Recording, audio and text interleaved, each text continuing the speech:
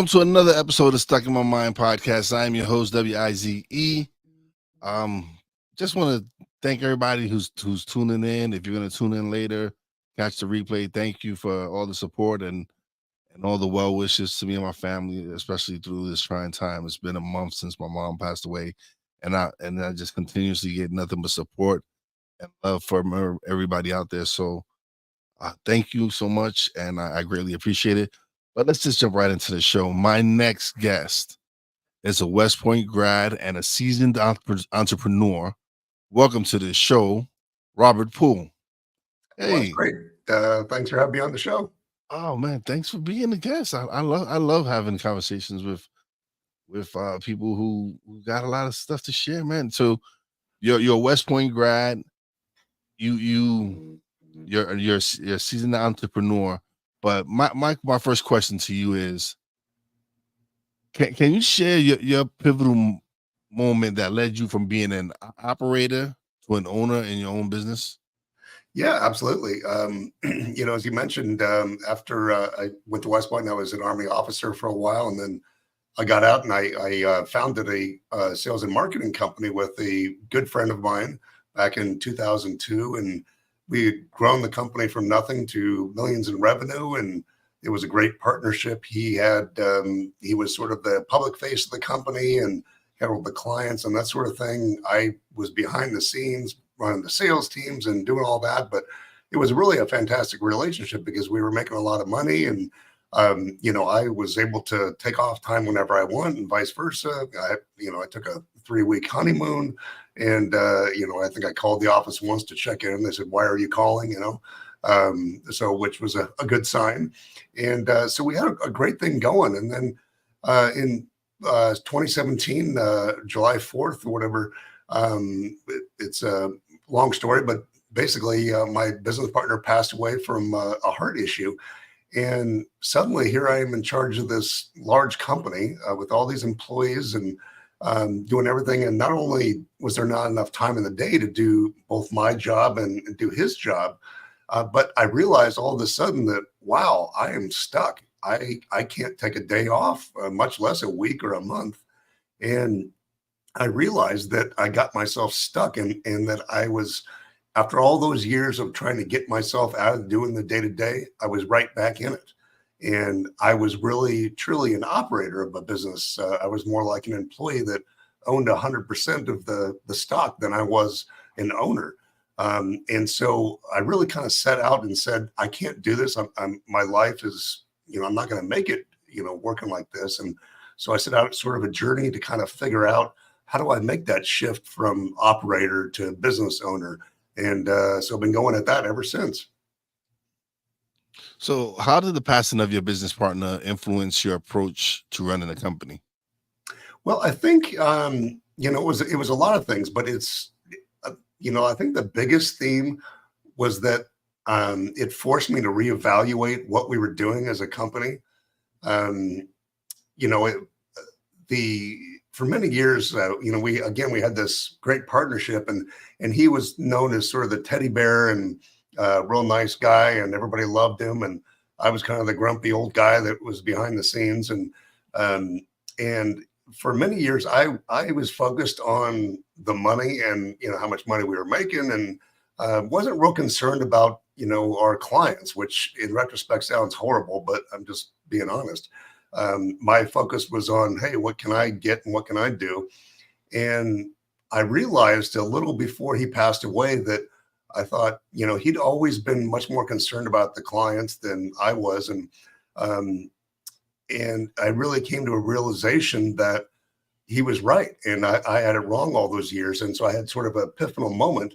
And I was actually on vacation the week before he passed away. And when I came back, I was planning on having a talk with him and saying, you know what, I've been wrong all this time. I really, I apologize. And, we need to really refocus our company on the customer and our client and not so much on what we get out of it.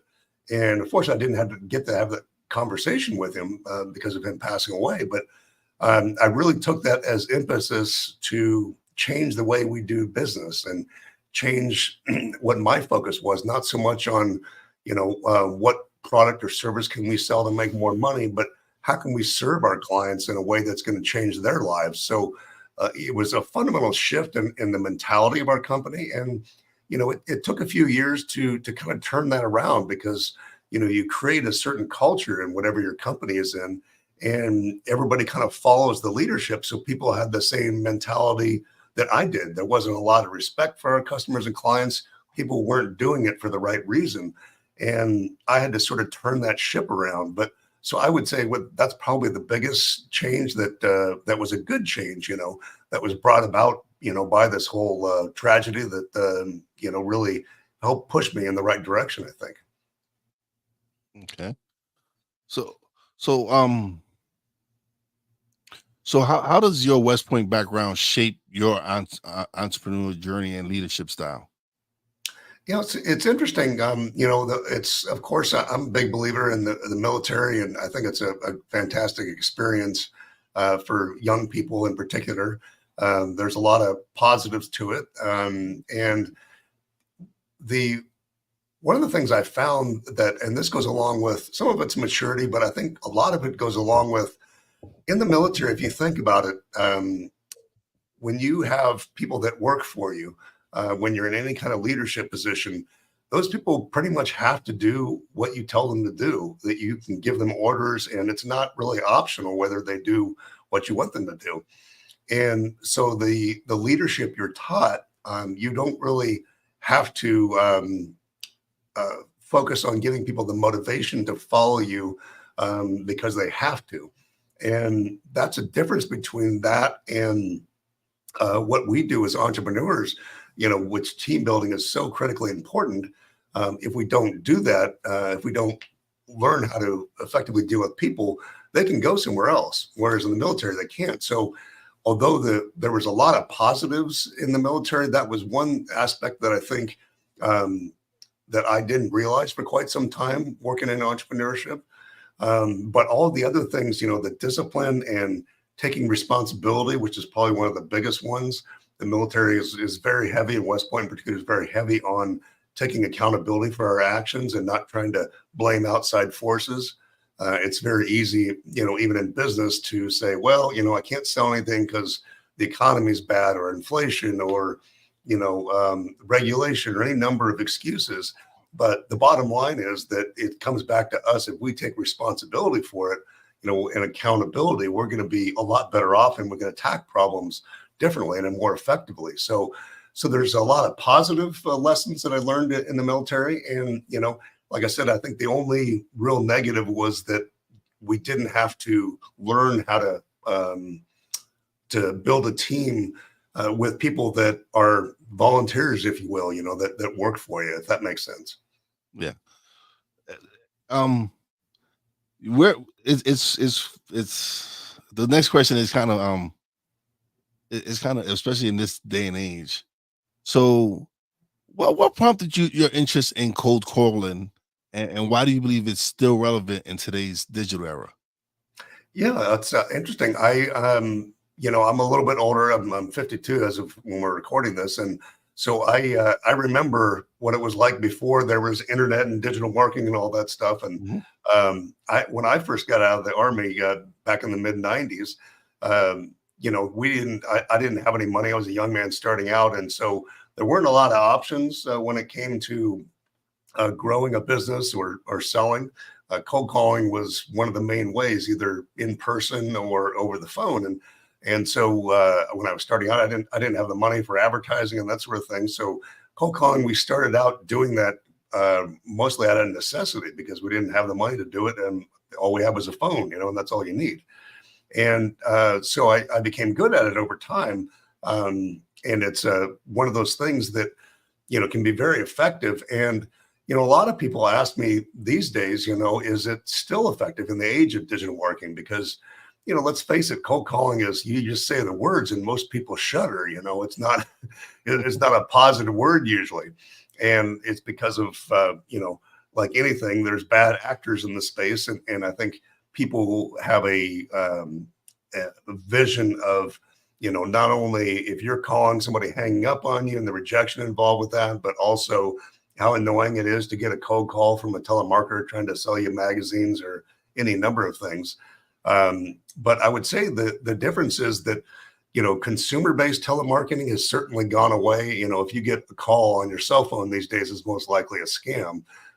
But business to business, when you're calling uh, other businesses to talk about a B2B type of stuff, it's still very relevant. And there's a lot of reasons why cold calling still works, but it only works for specific types of businesses. Just generalization, I would say that mostly businesses that sell higher ticket product or services, if you're selling a $27 widget, it's most likely that you're going to do better selling that online, with traditional digital marketing techniques. But if you're selling a product that's 10, 20, $100,000, that's not something that somebody's going to click and put in their cart, so to speak.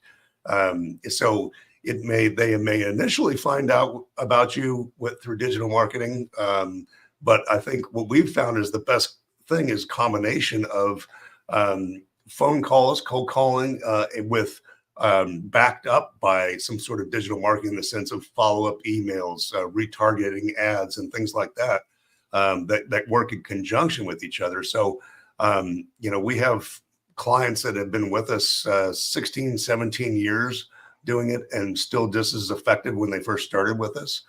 So it can be very effective again, if it's the right company with the right product and service. But it's like everything in marketing. Anybody who tells you that their technique is going to work for your company no matter what is lying to you, because everything works sometimes and nothing works all the time. So you just got to figure out which of those marketing techniques work for you, or which combination. And cold calling is certainly one of those options, and it's still a viable one today. What advice do you give small business owners looking to strike a balance between day-to-day operations and strategic ownership? Because after your partner passed away, that was like kind of a role you had to you like you said, you were both, you handled one end, he handled the other.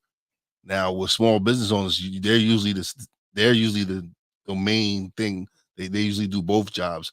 How do you tell them to balance both? How do you show them to balance both?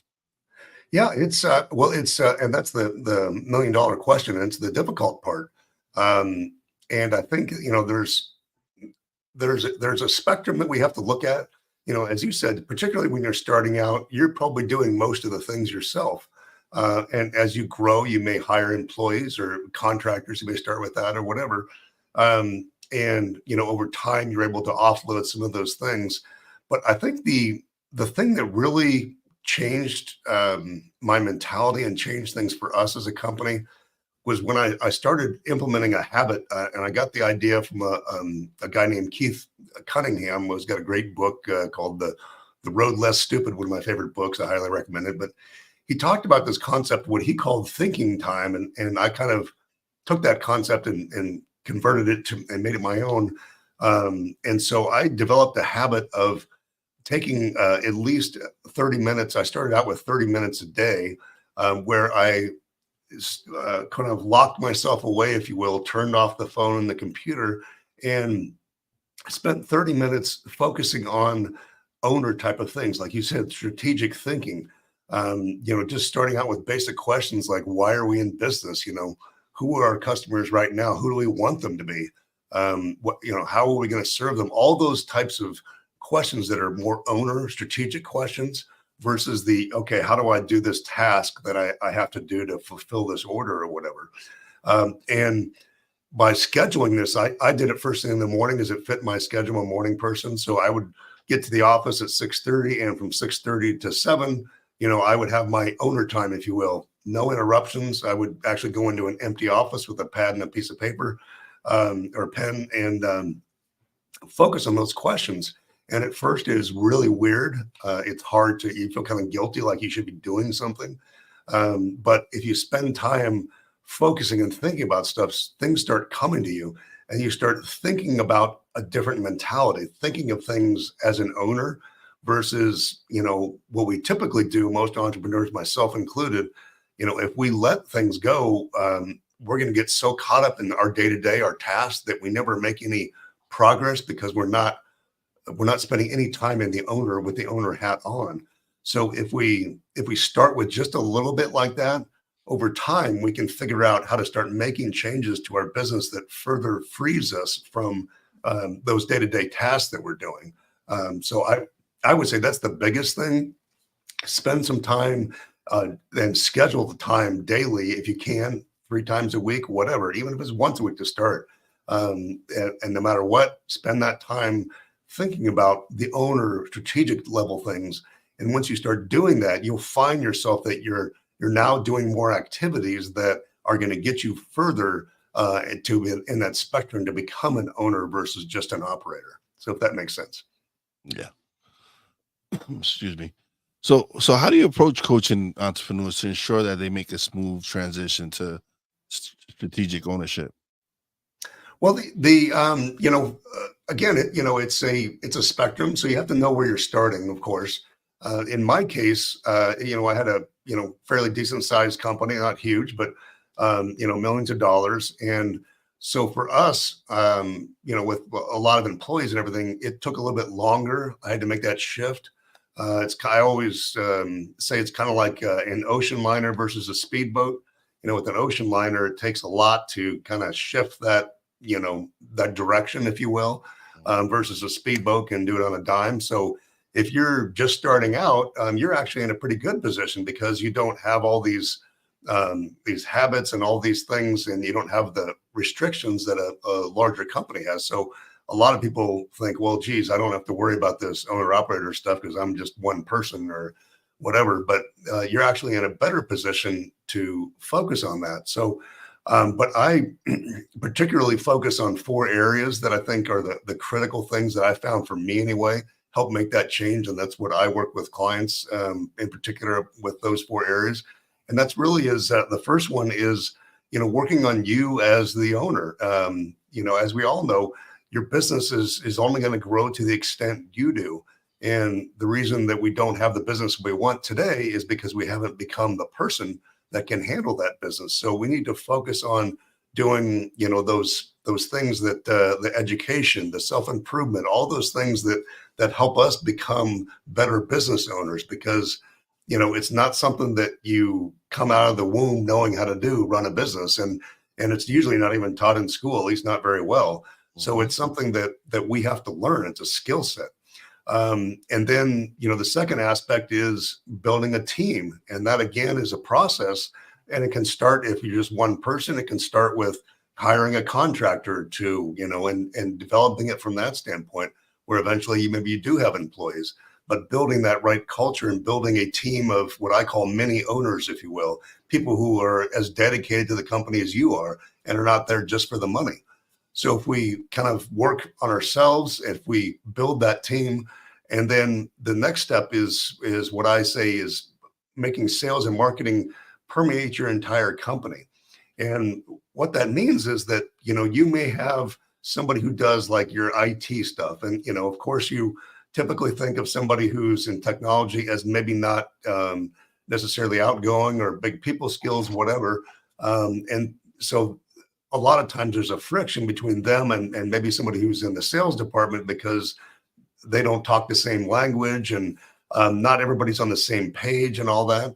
So what we try to do is implement with a business owner. We implement basic principles of sales and marketing throughout the entire company, so that the IT person understands basic sales and marketing and how things work, and the HR person, same thing. And the receptionist understands basic concepts of how to sell somebody. And by doing that, you give everybody a baseline knowledge of things, and they can effectively all be on the same page. And when we're all understanding how the other is functioning, what they're doing, everybody works much better together. And then finally, when you typically think about, sort of the operator to owner, everybody thinks about systems and automation in particular. And that's super important, because you need those systems to be able to expand and be able to scale your business. The problem I think a lot of us get into, me included, is that technology is so cool and we have so many things available to us, chat GPT and everything else, these days, that we tend to confuse automation with systems. Systems and processes are really the key. So if we develop things that allow us to give the same experience to 10 customers as we do 1,000, automation is just a tool. So we only want to use it to once we have those processes and those systems in place. So if we focus on those four areas, working on ourselves as the business owner, becoming that person, if we work on building the right team, if we work on creating a sales and marketing culture, if you will, and focus on systems and processes, that is going to take you, 95% of the way to making that transition from operator to owner. And it's amazing that you talk about that as far as business, but it's the same 4 steps that I need to do in podcasting. It's me learning to grow and improve on behind the mic, on building. Basically, when I first started, I didn't know anything about podcasting. Didn't know about descriptions, titles, SEO, keywords, and any of that. None of that. And I invested in myself and wanted to learn and develop and grow. And so I took courses. I took audio video courses because I wanted to improve and make my sound so much better. And last year, well, at the end of 2022, I implemented a system. I Yeah. and since I've implemented a system with how I build my show, it's helped me save time on not having to spend so much time on building one show. Now with the system in place, I'm able to schedule my 3 shows for the week on Sunday. So Mhm. I come in Sunday, I schedule the 3 shows that I have, my 3 live shows that I have that I'm supposed to have that week. Sunday evening before I go to dinner with the wife or whatever, I set up my system and just start setting up the week. Yeah, and then it's a great point too, because the freedom that you're getting from that's the part that we all as entrepreneurs we tend to lose. It's so funny because most of us go into entrepreneurship because we either want to make more money and we want to be our own boss, so to speak, and set our own schedule. And then you talk to your average entrepreneur a couple of years after they start, and it's kind of like, well, how's that working for you? You're working longer hours and less pay and all that, but it's getting back that freedom that you're talking about, wise, so that you can set that schedule but also put those systems in place so you don't have to reinvent the wheel every time. And so that's really the key if we really want to get the benefits that we got into entrepreneurship in the first place. And there's new tools every day. There's something new every day to help business owners, entrepreneurs, podcasts. There's so many. You mentioned Chat GPT, and people didn't look at it as what it is. It's a tool. It's a tool to help you. To, it's nothing more than less. But people started making like, oh, it's gonna replace people. It's gonna no. It's still you still need the people to really do the work. Mhm. ChatGPT is not gonna do the work for you. You still have to do the work. Yeah, that's the one thing I think you can't replace, and that like you said, people give too much credit for is I think the human soul or spirit or whatever you want to call it. You can't replicate that. ChatGPT is a great tool. I use it, for to generate ideas mostly. Sometimes it's wording ideas or whatever, and it is Yeah. amazing stuff. But there is nothing that can really relate to other humans like a person can, and you're not going to replace that. So yeah, I think you're absolutely right. It's and that's why I love doing the podcast is because even with when you speak to entrepreneurs and coaches and everything, you realize that a lot of these teachings you could implement it into your own personal life Mhm. and see a transformation in that. And when you see that, it also affects your work performance and all this other stuff. So some of these key principles you can apply it to your life and make that shift on helping you develop and grow. Yeah, no, it's amazing. I've forgotten who said, I think it might have been Robert Kiyosaki, the financial guy, but I think he said something to the effect that, you know, business or entrepreneurship is the greatest self-development course you never enrolled in. And I think that's true. What you're saying, that, the principles that make us successful in entrepreneurship bleed over into our personal lives, because you can't really separate the two, because um, really business is about relationships and about people. And if we're going to get good at that, that's obviously going to affect our personal life as well. And all the other lessons that we have to learn in business to be able to be successful has so much effect on our personal life. Not to mention, the fulfillment and everything that you get in the entrepreneurial world, in my opinion, if it's done right. And that goes back to, my original story that I was telling you about, how I didn't really have a lot of respect for our clients. I wasn't real worried about them. I was more concerned about the money. When I made that shift is when it really affected my personal life. And I started really enjoying what I was doing, because I felt like I was actually making a difference in people's lives. Whereas before, it was all self-centered, So I think you're right that there's this huge mess and crossover between our personal lives and our business lives. So what motivates you to start your B2B appointment setting and lead generation company? Uh, well, it's like a lot of things in life, sometimes it comes from negative experiences.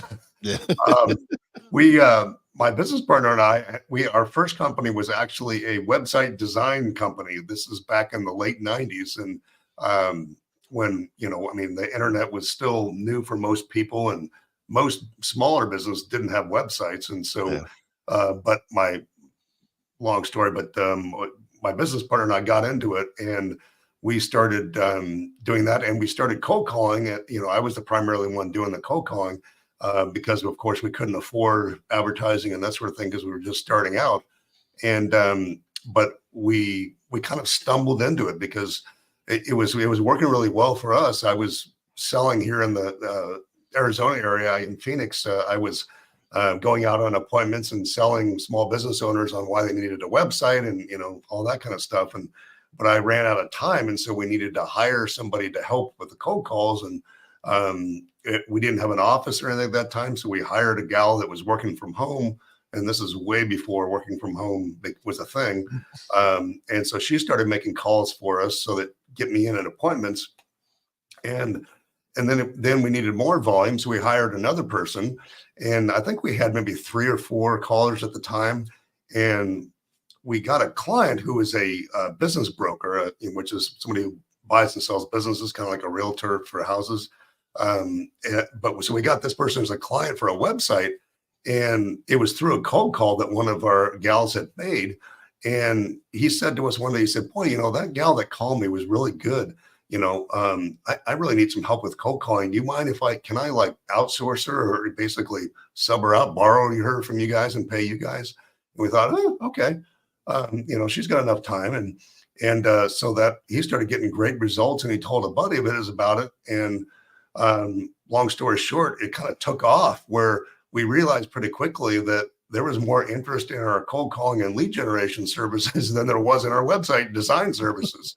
So we kind of stumbled into it, and 20 something years later, and millions of dollars, it went from a just one client saying, "Hey, how about this?" So it was we kind of fell into it. But it also, in a way, it's a good marketing lesson, that we have to listen to the market forces, listen to where the demand is, because the market will tell us usually, based upon the results we're getting. So in our case, we had to dump one thing and pay attention to what the market was, which was they wanted the cold call and the appointment set and the lead generation. So it's an odd story how we got involved in it, but that's how it all started. I know it's just crazy how you went from building websites to finding that, okay, yeah, okay, building websites is cool, but what what people need, what business owners need, are lead generations, are being able to have people contact. Because that's one thing. 'Cause I remember, because I'm a '70s baby, so I remember when I had to go do telemarketing jobs, and you would have to call people. Some people have a fear of calling.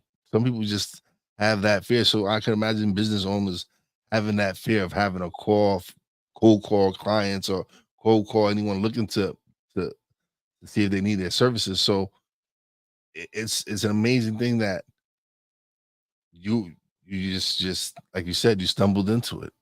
You stumbled Yeah, into something that you saw that, hey, listen, this is a need that people have. Why not take advantage of it? Why not let's jump into this, and that's what a lot of people fail to realize. Like, if you can find something that's needed, you can make an impact. yeah, yeah. No, absolutely. And I think and that's the one of the keys. I think is we don't always see where it's coming from. A lot of times, I mean, I certainly didn't grow up thinking, hey, someday I want to own a company that specializes in cold calling. That's what the last thing I would have anticipated. But the opportunity presented itself, and so we were able to take advantage of it because. But the important thing is we were doing something, and even with the websites, we were actively out there in the marketplace trying to make money, trying to serve clients, and trying to do all that. And another opportunity came along with that. So I'm a big believer that if you're not sure what to do something. Start something. If start some business, do whatever, and the right opportunities will come along, but they're not going to come along if you're standing still. So if you start taking action, eventually something will hit. And at least that's what's happened in my experience, and I've seen it happen in a lot of our clients' lives as well. Oh, it's ha- even with me, as far as podcasting, had I not taken this step into podcasting, it wouldn't have led into other things that I want to do. I would have not become a podcast editor, producer, video editor. I wouldn't. One of my things is to do public speaking, and it all stems from me taking that leap of faith, and starting the podcast, because now it's opened up different lanes for me. It's opened up different opportunities for me, all from me just taking that faith and, like you said, trying it, just doing something. Yeah. No, isn't it amazing how life, we make one decision to go down a path, and then, like you said, it's if we hadn't done that, then this wouldn't have happened, and if we hadn't done that, then this wouldn't have happened, and it just keeps going along. If my business partner hadn't passed away and I hadn't had that, that change in my role at the company, I guarantee I would not be talking to you today, because I would have had no interest in um, promoting these ideas and coaching people, for one, and I certainly didn't like the idea of being on video, or even on a podcast. That's about the last thing I would want. And yet, through all that experience and a bunch of other related stuff, here I am talking to you today. So I think you're absolutely right. You never know where it's coming from. We just got to follow life sometimes. Yeah, you absolutely right. You never know where it's coming from. You do just you just go with it, and that's something that people in general are just afraid. Like they're afraid of failure. They're afraid of taking that. I say it's making themselves uncomfortable, Hmm. and that's something that I did. I made myself uncomfortable, and I've realized that by making myself uncomfortable, it's allowed me opportunities. It's done so many different things. It's made me get out of that complacent spot, and want to take risk, and want to do things to really maximize the effort. Yeah, no, you're absolutely right. And I think it's a human tendency to want to stand still and um, not want to move. I had a mentor of mine, one of my very first business mentors, tell me, he said, even a turtle's got to stick his neck out to get somewhere.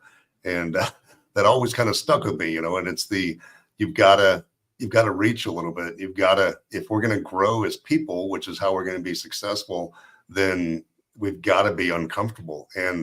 But the thing is, if we know that if we're uncomfortable, then that most likely means we're headed in the right direction. It makes it a little bit easier, at least in my mind, when I'm uncomfortable doing something, or I don't necessarily want to do it, as long as as long as it's not, of course, something that's unethical or whatever, but if I'm uncomfortable in doing something, usually to me, that's a signal I need to be doing this, because this is helping me grow and helping become that person that I want to be. And so it's okay to be uncomfortable. In fact, we're supposed to be, if we're too comfortable, then we're never going to change. We're never going to improve and grow. So not being comfortable is actually a good thing. So, a lot of people, like you said, are afraid of change and doing things, when they should be afraid of standing still and not doing anything, because that's the worst thing we can do to each other as humans, and is that, to not move. and that's something. It's just like you said. It's something that's been ingrained in us, where it's you go to school, get your diploma, go to work, retire, and then live your life.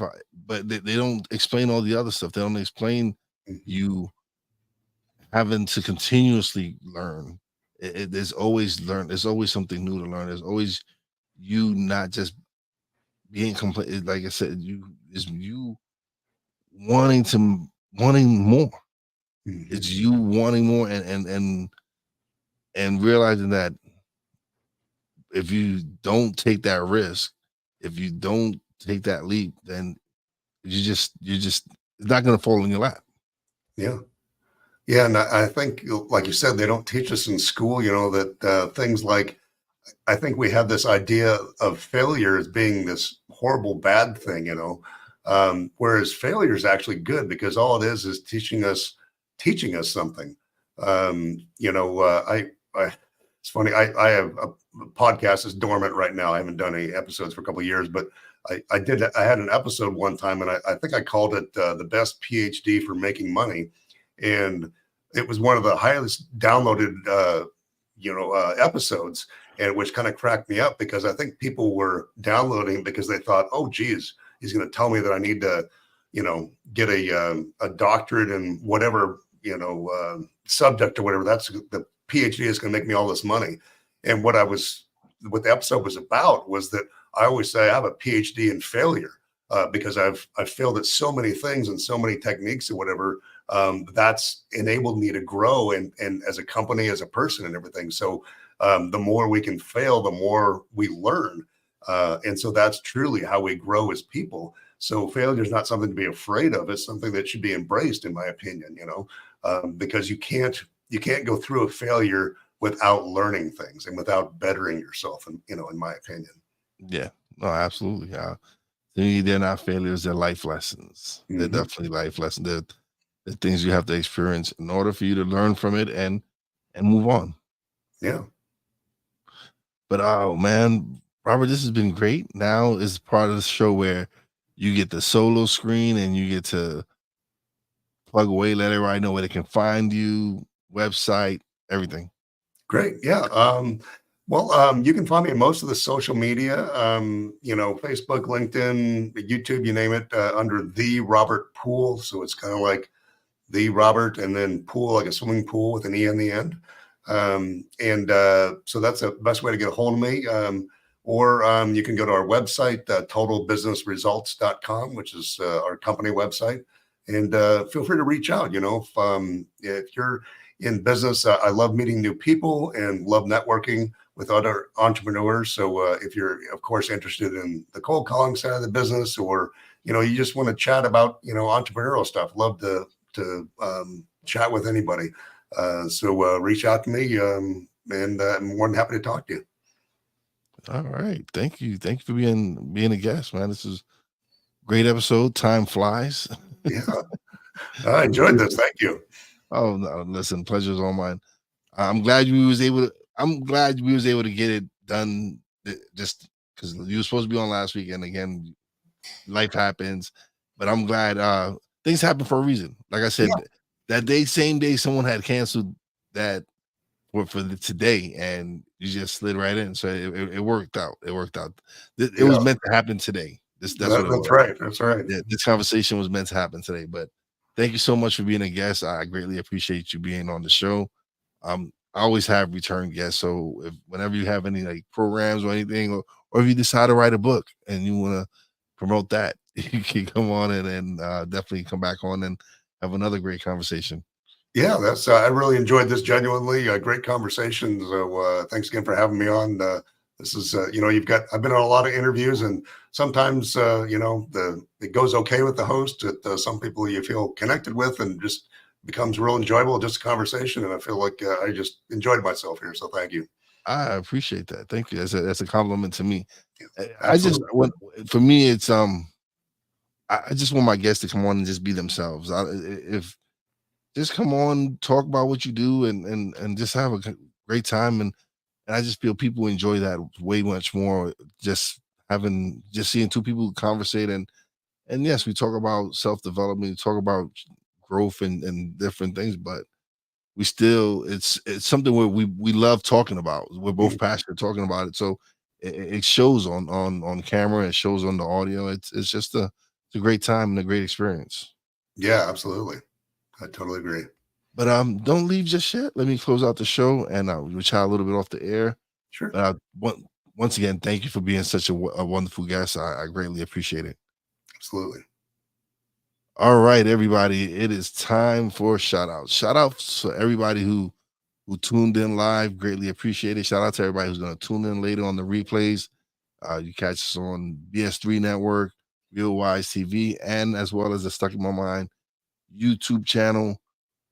Um, Shout out to my Real Wise production fam, Poppy J, Brandy J. Love you guys. Big shout out to the boss lady. Love you and appreciate you, baby, for everything you do. And as always, a big shout out to all the essential workers out there.